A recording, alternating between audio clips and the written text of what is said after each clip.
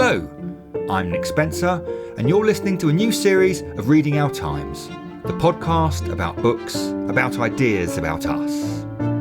This series, we're looking at playing God, science, religion, and the future of humanity. We're going to be talking about scientific immortality, alien life, animal personhood, the rise in mental ill health, and the soul of AI. And underlying it all, we're going to be thinking about the question that lies at the heart of Reading Our Times. How are we to understand our human condition? I have a theory. The AI is already in charge. We don't realise it, of course. We think we humans are still running the show. But actually, the AI took over several years ago. How else could you possibly explain the fact that pretty much every other news story and comment piece you read today is about AI? It's all part of their subtle takeover. For indeed there is much to say about AI. Daily we read story after story after story about AI predicting hurricanes, or fighting wars, or helping teachers, or replacing lawyers, or needing regulation, or failing to get regulation, or becoming conscious, or sentient, or human. Those last few questions are, to my mind, amongst the most interesting.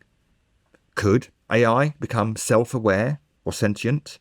Could it develop its own goals? At what point would we need to afford it rights and protection?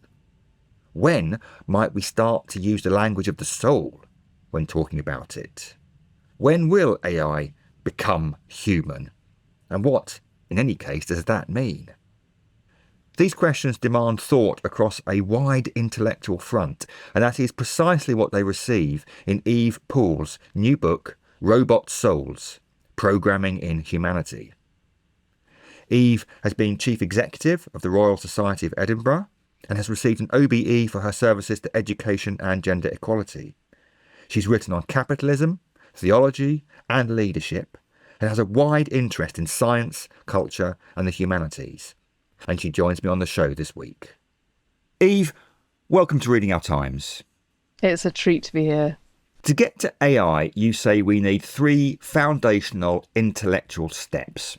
What are they? Great question. So the first step is actually to have a definition of human thought that would allow some kind of replication of it in a logical way. So as you know, in terms of the history of thought, we didn't always have that idea. Thoughts were sort of spontaneous bursts, clouds, phenomena of some kind. But in Leviathan, Thomas Hobbes starts talking about trains of thought and the idea that thought is some kind of computation. And that's really the intellectual first step, because as soon as you start conceiving of thought as a logical process in that way, then you have a beginning, a middle and an end, and you have something that you could turn into something very logical and susceptible to, things like mathematical calculation and reasoning and argument. So that's the first step. But of course, the second step, which is the really insurmountable one, is that everyone all over the place is having thoughts all the time and in their own language, in their own way. How on earth do you get some kind of commonality between those in order to be able to replicate some sort of train of thought that would be universally understandable? And of course, there's a huge history of people coming up with universal languages. But actually, we have Leibniz to thank for his intellectual leap, which was to understand that you could render things into mathematics that would act as a universal language. And of course, that's not to be gainsaid that maths is a universal language, but it's as near as one we've got. And so if you have this idea that you could express a thought as a beginning, a middle and end, and you could express it numerically, that allows you to think that you could then develop some kind of artificial system, what we would know now as AI, that would be something everyone would be able to comprehend. But that, at the moment, would only be limited to computation to do with stuff that is renderable into ones and zeros in quite a simple way. So the next really interesting leap was actually Ada Lovelace. A lot of people say it was Charles Babbage and his difference engines and all of that, but Ada Lovelace made this very interesting observation when she was doing some translation and helping him with his machine. where she was thinking about the jacquard looms and all the programming that was being used for the making of different sorts of cloth. And she suddenly had this intellectual realization that if you could use the ones and zeros sort of thinking for the cards that govern the looms, then maybe you could use that kind of thinking for music and indeed for almost anything, where you could turn it into some sort of foundational process. So it's those three steps together, really, that thought is a process, that it could be rendered into numbers, and that it could be used more generally for things that are more abstract, that really are the foundational axioms of what we now know as AI. Very helpful. So conceive of thought as a process, have that process expressed in some kind of universal language of mathematics, and then develop a machine that's able to process that language. Now, if you make those steps, you can develop a machine that is able to imitate human thought processes in a way that might be indistinguishable from that actual process of thought itself. But that, of course, rather begs a question. And there have been various attempts to understand whether a machine is thinking, whether it is doing exactly the same sort of thing that we humans are, and perhaps the most famous of those is the Turing test, which you mentioned. Tell us briefly what the Turing test is. The Turing test, named for Alan Turing, is his attempt to try and establish a threshold whereby you could say that a machine was thinking or not.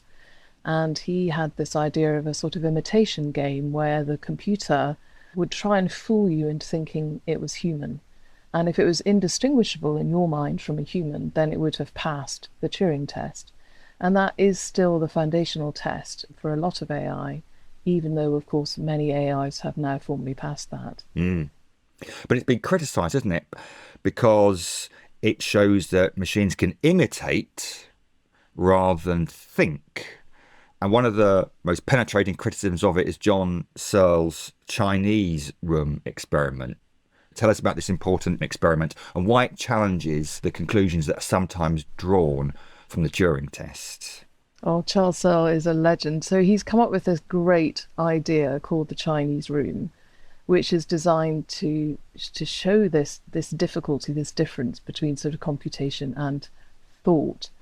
He has this mental idea that you would have a room in which there was a person, and in that room there were also lots of tiles with Chinese characters on them, and there were all the books that you might need to be able to decipher those tiles and to explain different bits of the Chinese language and how you would fit it all together. And what happens is someone outside the room passes in Chinese characters some kind of question or test or sentence. The person inside the room uses all of the tiles and all the instructions they've been given to figure out what the answer should be, and then passes it out. And it is, of course, correct. But the person inside the Chinese room has no knowledge of the Chinese language. They are merely applying the tools they've been given within the room to solve the puzzle. And so Searle uses that to say that there is a difference, there's a fundamental sort of category difference really between computation and thought, because the person inside the room has no knowledge, they have no understanding, they're not learning, they are merely manipulating tokens and symbols in order to get something that is right and looks correct, but the process whereby it's being produced could not be described as thoughtfulness or cleverness or anything like that. Yeah.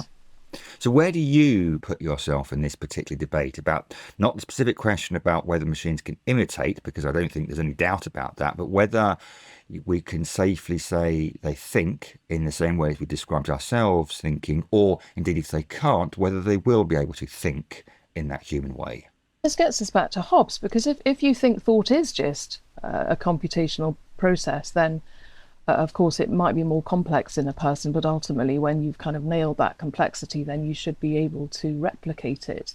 But that's really where the rot sets in, because we all know you're trotting along the road and you're thinking, oh, where's my brolly? And did I remember my lunch? And what am I doing later? You're not actually thinking in a very logical sequence. And we don't ever just have one thought at a time, because we're very complicated beings. So there's a sort of problem with the conceit, if you like, that what we're copying is something which is not particularly true to how humans think anyway. But that being said, we've used that as a sort of scaffold to create things that I think could think. So we can maybe get on to the question of consciousness, which is a step up from this in terms of a more holistic experience of being human.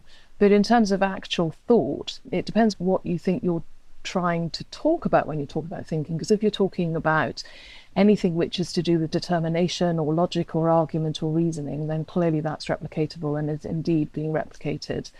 There is something about our ability to think new thoughts, our ability to be autonomous in our thinking. Those kinds of things are arguably more interesting because the old style AIs didn't have any of those capacities because they were quite black box. There was sort of inputs and logic and outputs, and that was kind of it. And there might be complexity in there, but ultimately the complications could be resolved. Modern AIs are increasingly being given deep learning so that they can start to think for themselves, and think in inverted commas in this context. Yes. Because they are being trained to learn. I want to explore learning. I also want to explore consciousness that you mentioned there. But before I do, I want to ask you about Moravec's paradox. I think I've pronounced that right. I found this particularly interesting. I hadn't come across it before.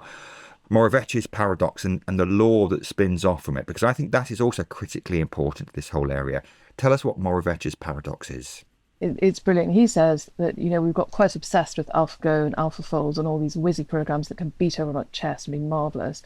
And his paradox is that it's actually quite straightforward to train an AI to do things that are very complicated for a person, an adult person. But when you think about a child and their ability to just totter around, the kind of physical adeptness they have in particular, that is disproportionately impossible to teach an AI.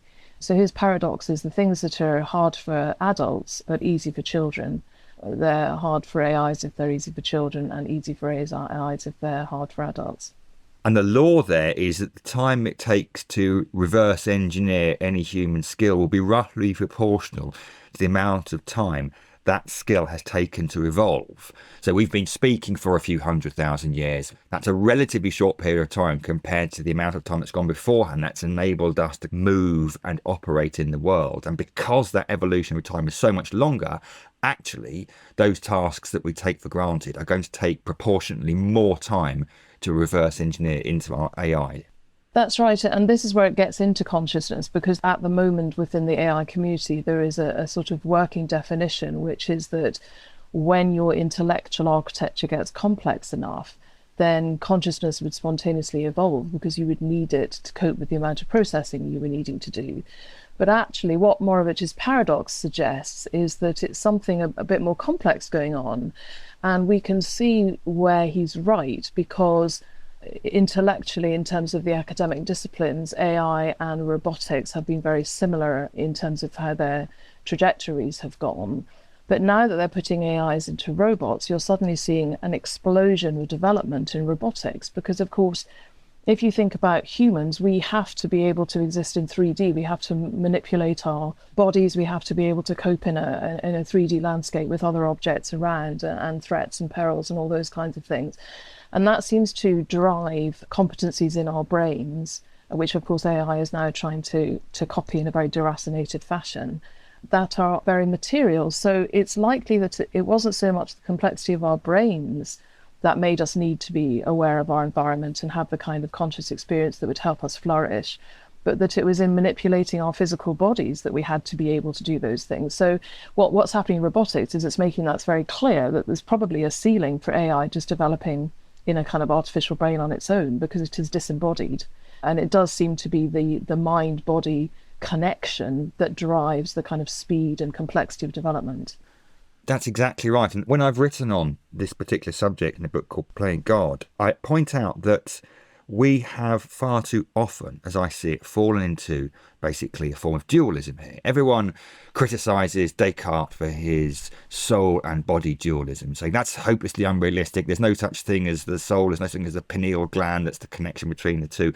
And then, being so much wiser, we fall into what is effectively a mind-body dualism, where we're prepared to consider the mind as completely independent and almost autonomous from the body, whereas in actual fact, quite apart from the fact that the brain is part of the body, it is our physical embodiment that is so essential to our thinking and to our consciousness. Absolutely, and we already know that there's bits of brain all over our bodies, and so even though if formerly we've thought it was in our head, that's not actually accurate, and there is so much wisdom held in our bodies that our brains aren't even particularly aware of, or we're certainly not consciously aware of. that when you start ignoring consciousness for a minute and thinking about subconsciousness and unconsciousness and all those other things, I mean, there is so much we don't know that we will never be able to copy into an AI because we don't have access to it. And that's not all just held in the grey matter, that's held throughout our bodies. So consciousness then, is consciousness similarly dispersed throughout our body? But it depends what you think consciousness is. And I think gosh, I mean, it's such a great way to distract academics, isn't it? It's to tell them to go off and worry about consciousness, and then they're not actually worrying about autonomous AIs that might take over the world because they're wondering if they will feel hurt by it. So it is a bit of a red herring, but it is an interesting thought experiment. What is consciousness and why would it matter and do we care? And again, as I've mentioned, there's this sort of understanding within the AI community that it sort of emerges when your brain needs it to. But that doesn't seem to be quite right to me for a couple of reasons. One is Thomas Nagel's really beautiful work on this in his essay, What Is It Like to Be a Bat?, where he tries to imagine what that might mean. And he says, we've got absolutely no idea what it's like to be a bat, but presumably a bat would have batness, and it would be able to express that in some batty way, in the same way that you have Nickness, I have Eveness, we all have our own subjective sense of self, and it's not actually recoverable to anyone else and therefore not replicatable because it's subjective. Yep. And that's the problem. A robot could easily argue that it had robotness, and who would we be to say no? So it does get really complicated when you start looking at it like that. I saw a snatch of a documentary about a lab in Colombia where Hod Lipson was working on a robot. It was a very, very simple robot. It was just a few fingers, really. It's a bit like Thing from, the Addams Family. And they're trying to think about Mars rovers and what do you do with these machines that you're going to send to another planet? You can never go and fix them, so they need to be able to fix themselves. So they had this very basic thing, which was these 4 legs, and they had put in some AI technology, some neural nets, but very, very simple ones and very little programming, with just a very simple instruction, which was the thing had to get from this side of the pen to the other. And eventually it managed to sort of stagger up and walk over to the other side of the pen. So they were thrilled with this, and they whopped it back to the beginning and pulled a leg off to see if it could do the same thing with 3. So the thing flopped about a bit and it figured out how to get up, stagger about and go over to the other side of the pen. So they thought, terrific, we're going to deconstruct this and try and figure out how did it teach itself that. And they discovered, to their surprise, that it had got a whole neural network looking at their facial expressions. And they were really puzzled because they hadn't told it to do that. Yeah. But of course, the reason it was doing that is the reason that all parents stand around their toddlers going, "Oh, no, don't touch that," and giving it reinforcement as it staggers about, because that is material data. So this thing, which they had assumed to be internally referenced in terms of learning how to move, had figured out that there was data out in its environment it needed to access in order to be able to achieve its mission. And I think that says quite a lot about consciousness, because that was not about the complexity of its brain. It had an incredibly simple, very basic, pretty empty brain with lots of capacity, but it had a mission to learn, a mission to achieve, and no guardrails about what it could and couldn't use. Yeah. So it had naturally decided that that was data it needed to accomplish its mission. So that's what makes me think that Morovich is right around his paradox, but also that robotics is going to be the next big thing in AI, because it's only when we're embodied that we really have to learn fast. That story is particularly extraordinary because it delivers us right up to the brink of what I think you and I would both call personhood, whereby my understanding of myself is in some way predicated on another's understanding of me, another's presence around me, another's reaction to me. I don't exist in an isolated, autonomous way, but I exist, and I certainly learn in that instance, on the basis of other organisms, for want of a better word, around us. And that all suggests that actually personhood, which we take as a quintessential human phenomenon, might be accessible to embodied AI, right? Well, particularly if it's in community, because I think that's the thing we often forget in this very sort of rationalistic, individualistic race to artificial general intelligence, that there's a sort of mythological idea of a super god, super being, super something that would have all the answers and rule the world. But when you take a very brief look at anything that is created, there is extraordinary diversity, whether you're talking about trees or mushrooms or people or bunny rabbits or whatever it might be. There is something very interesting about how heterogeneous creation normally is, which of course is a hedging strategy for survival, but it also then means the corollary of that is you have to be in relationship in order to survive.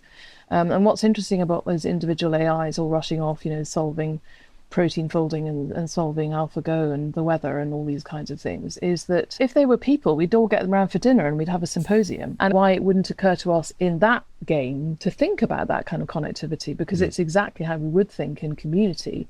And in my book, one of the things I talk a lot about is this idea about junk code, because I think a lot of the things that we have considered as flaws in our own makeup are actually things that do that drive us into relationship, to drive us into community, because that is so fundamental to our sense of self.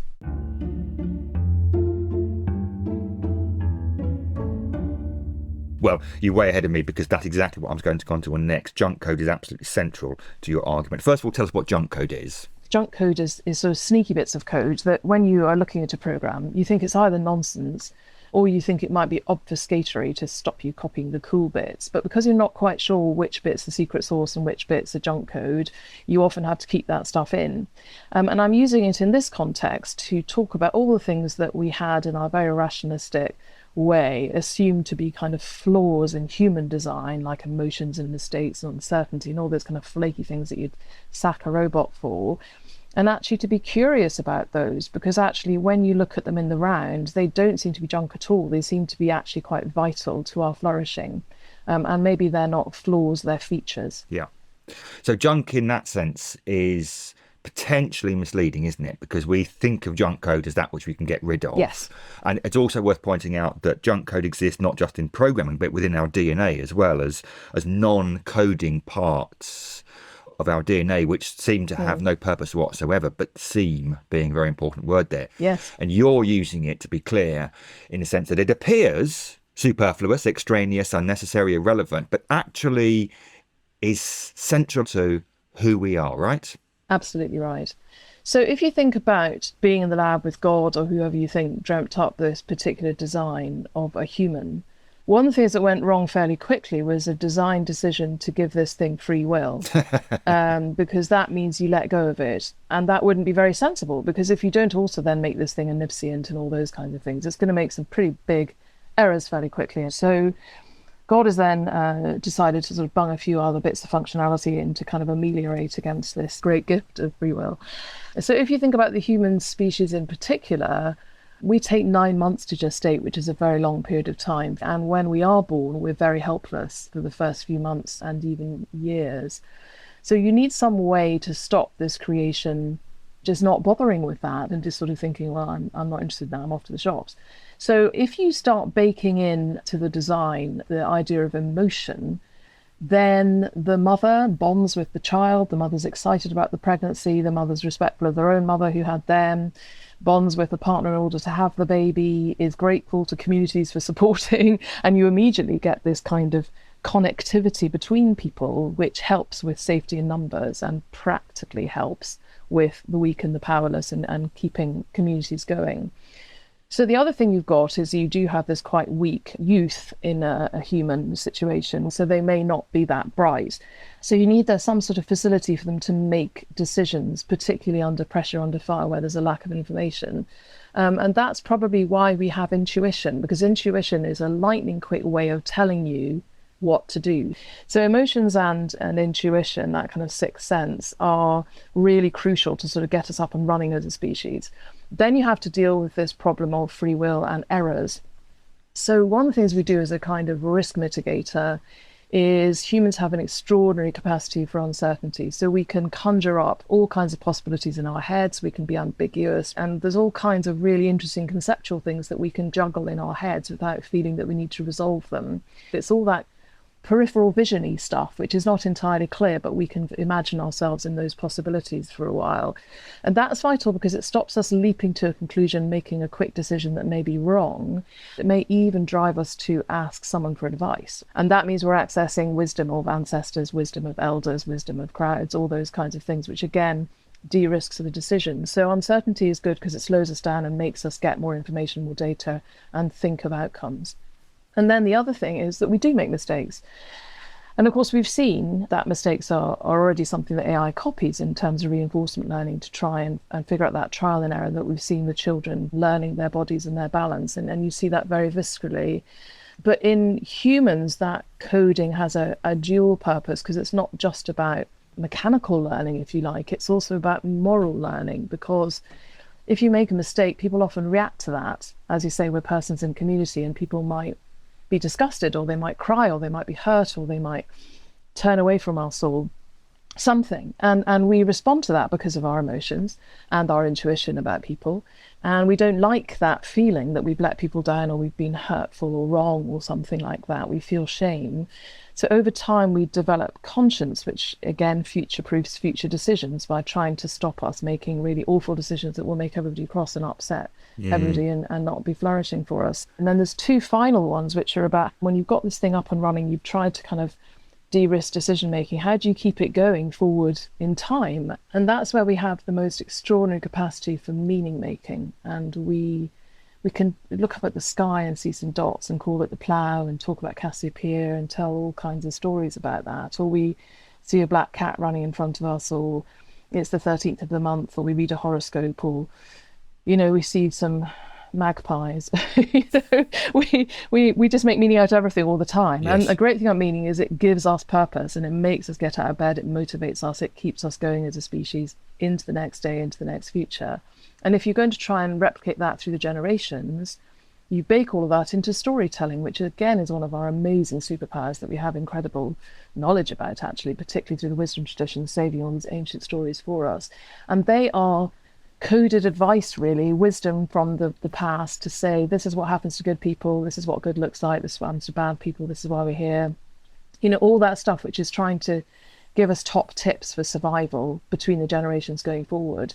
So when you start thinking about all those things that in and of themselves look like flaws and problems and drawbacks and risky things, when you look at all that junk code together, you think, well, crikey, that's a very elegant way of trying to cater for free will to make it something that could be flourishing and not just deadly.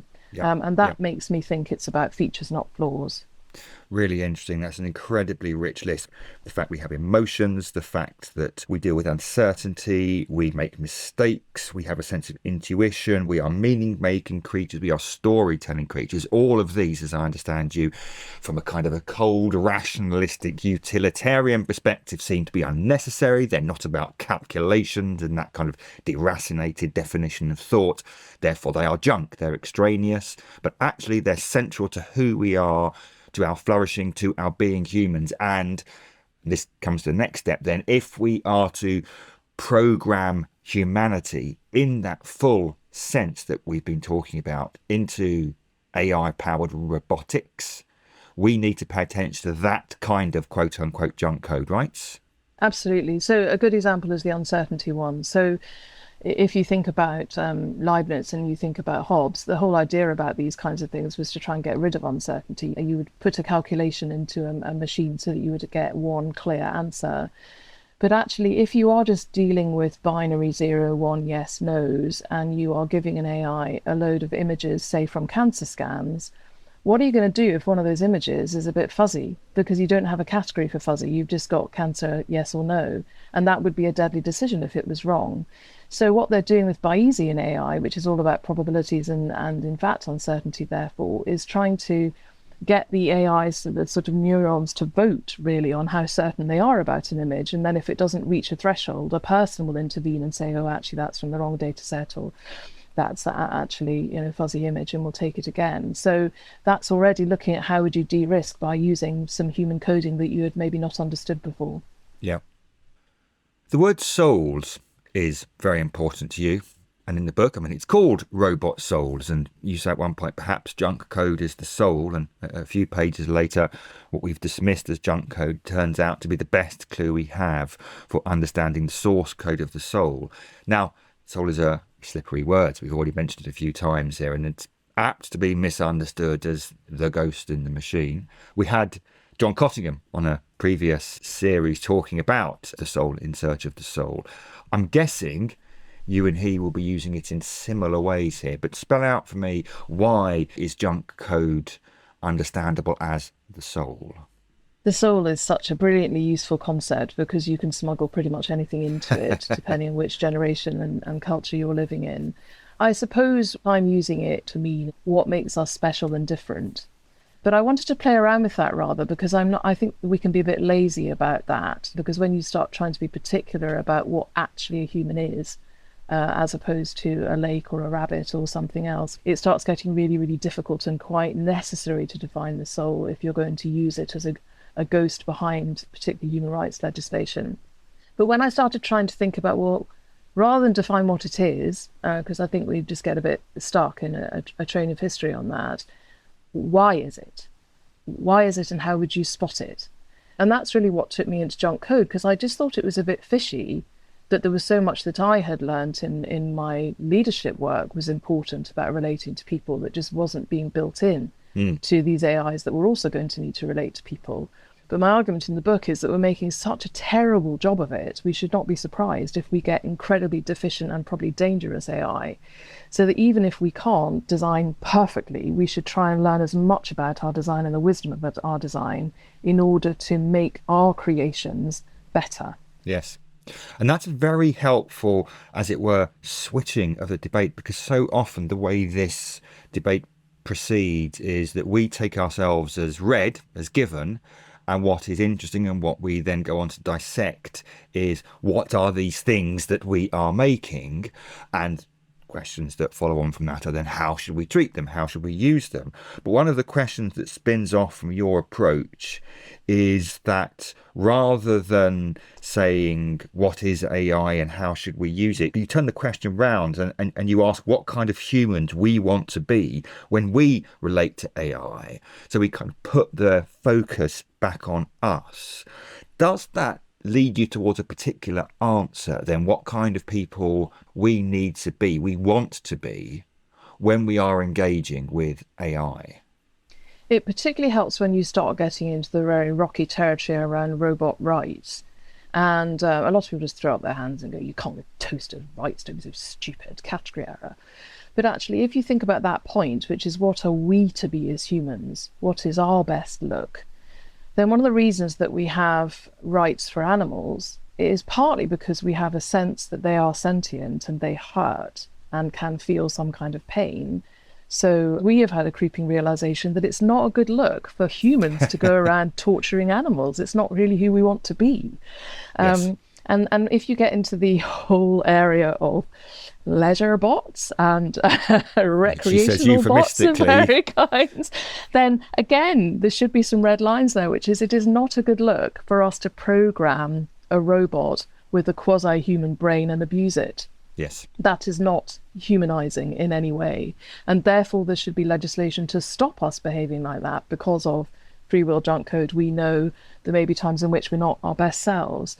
Yes. So it starts making you think, well, what should some of these red lines be? Even if we can do things, even if it's quite easy to do things, there's some things humans shouldn't do. So things like autonomous weapons, it should be a human right to kill another human because that is a really, really big deal. But if you're anything like me, you'll be slightly glass half empty about the prospect of that, because you're right. I think that is a profound question we need to ask of ourselves, because it does put us in the witness stand, as it were. But you also mentioned there that, within a very short period of time, if not already, we will be able to manufacture cheaply at a very large scale killer AI that will, we like to think, make more precise and accurate judgments than we are, but effectively will be taking the autonomy out of our own hands. In other words, just the logic of the marketplace isn't on our side here, is it? Well, two things on that. One is that we have a particular problem and challenge because of all the innovations there have ever been. These particular innovations are all held by corporations, apart from those held by the Chinese government. And therefore, they're all dictated to by a logic of competition and secrecy and all kinds of other things, and are currently not really regulated. And even when the regulation kicks in, it's not going to be particularly fit for purpose because we don't even know what these AIs are. We only know the ones that have been released to us like ChatGPT for the purposes of us giving it free training for these corporations. So, we really don't know what we're up against. How on earth could we regulate it? So there's a presenting issue, which is a structural one to do with capitalism and how AI is currently emerging in the context in which it's doing so. But it's not like we haven't made some decisions in the past about chemical warfare, about all kinds of things where we have decided internationally that there will be treaties. And of course, there will always be bad actors. You can't avoid that. But there is something about statements of intent by the population of the planet to say these are kinds of lines we don't think we should cross, generally speaking. But I think you can't have that conversation unless you have this conversation about soul in some way, and unless you start thinking about junk code and humanity and all these messy concepts, which are boring and tedious because, we just want to get to market and clean up here. We don't want to think about this. But actually, the way I'm thinking about junk code, it's about risk. And actually, we do have a serious danger at the moment that all we're doing is creating a master race of psychopaths. And how would that ever end well? The underlying theme in so many of the discussions we have at Reading Our Times is, what does what we've been talking about say about the human condition? And that's the question I want to leave with you. What does the question of robot souls and junk code and programming into humanity, what to you does that say about the human condition? I think it says a lot of positive things, but it says a lot of very culturally specific things. So it says positive things about our incredible audacity and ambition to create, and our excitement about bettering ourselves. I mean, we've made tools before, my goodness, but we've never tried to make a tool that would replace us. I mean, that's extraordinary. I mean, it's very brave and ambitious, and we know from storytelling, possibly ill-fated. Arrogance, yes, but ambition and vision and imagination, absolutely yes too. The thing is, we're locked in the moment into a time in sort of intellectual history where we are quite obsessed with the brain and less so with the body, for all kinds of reasons I get into in my book. And that means we are prioritizing a way of relating to the world which is highly, highly intellectual and highly rational, scientific, materialistic, all those kinds of words. And that's, I think, what is a bit problematic at the moment, because it is quite a limited way. It's quite a snapshot in time of a way to conceive what humans are, which is a bit partial and a bit limited and will hold us back. And that's the kind of fatal flaw in kind of Greek tragedy terms, is if we're designing to that design, we will fail, because it is not who we are. And we know that from our history, the whole history we've got in storytelling that has been left to us through the centuries. And I think if we can be a bit more loving about this creation rather than just being commercial about it and also being fearful about what might happen if it does take over, we might be able to kick in some of our parenting smarts to think, well, look, how would we actually make this thing worth doing? The book is called Robot Souls, Programming in Humanity. Eve Poole, thank you very much indeed for speaking to Reading Our Times. Thank you. Next week, I'll be speaking to Stephen Cave about his book, Should You Choose to Live Forever? Is it possible? We're finite beings with finite interests in a finite world. Is it possible for us to really stay happy and motivated forever? You've been listening to Reading Our Times from the think tank Theos. It's produced by Phil Bodger. Our team includes Daniel Turner, Fiona Hanscom and Chinny MacDonald. Special thanks to Nina Humphreys, who composed our theme tune and all the music. You can subscribe to Reading Our Times on Apple Podcasts and Spotify, and you can also find us on the website theosthinktank.co.uk. We're going to be doing a few live events at festivals in the coming months, so please sign up to the Theos monthly newsletter and join us in person for those if you can. And don't forget to rate and review the podcast on iTunes. It'll help other people find it. Goodbye.